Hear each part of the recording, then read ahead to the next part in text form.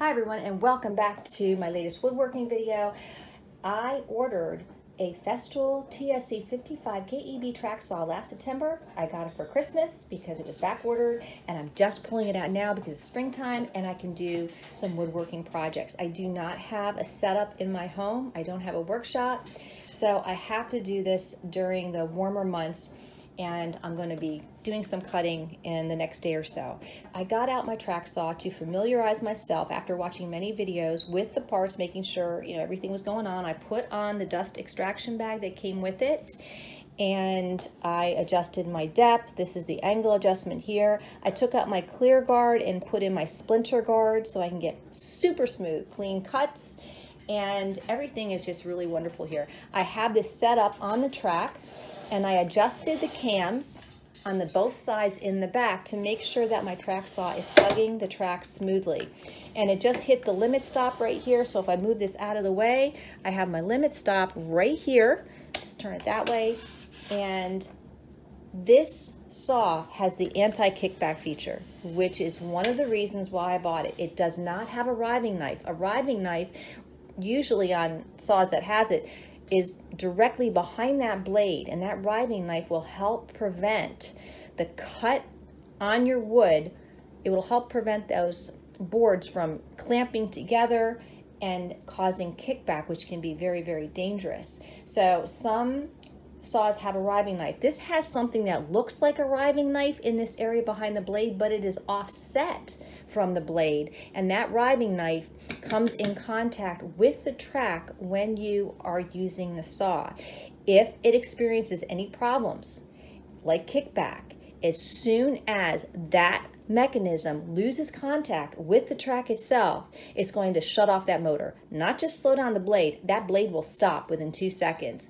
So that's going to be incredibly helpful as far as helping to avoid potential kickback injuries. If you have never heard of kickback, you've never watched a video on it, very, very scary. It can almost scare you to the point where you don't want to use a saw.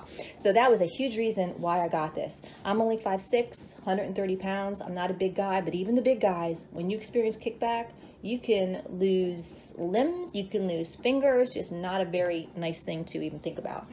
With the package, I got the saw, I got the track, I also got 2 clamps. These clamps right here will hook in underneath the track itself, and then you can clamp it to your wood and also your work surface.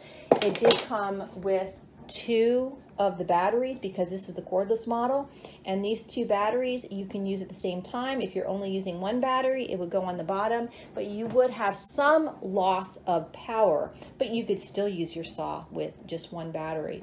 And you do get the battery charger right here. Speaking of power, I did a lot of research on this model.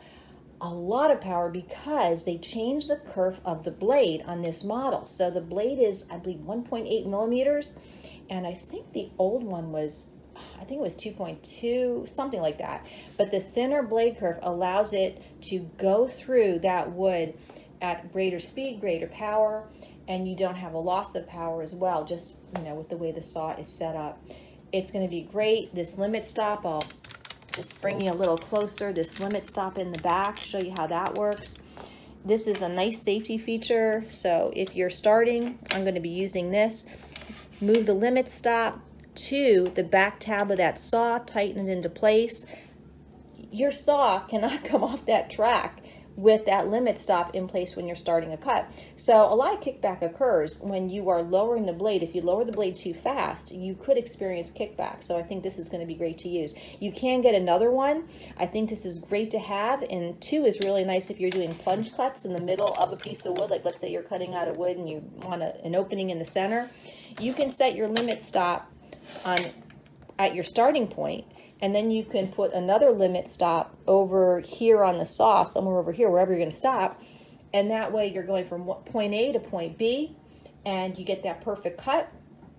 And it's just a beautiful system. So I can't say any more great things about it, except that I actually have to put it into action.